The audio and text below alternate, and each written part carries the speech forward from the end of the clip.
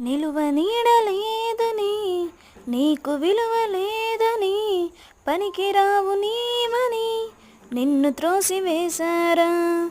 మనసుకేమో గాయమని మరణిస్తే మేలని మరణమే మార్గమని మంచి రోజులేవని ఏడువకు నీవు నీ కన్నీరేసు తుడుచును. తొందరపడకు నీవు నీ స్థితి యేసయ్యా మార్చును.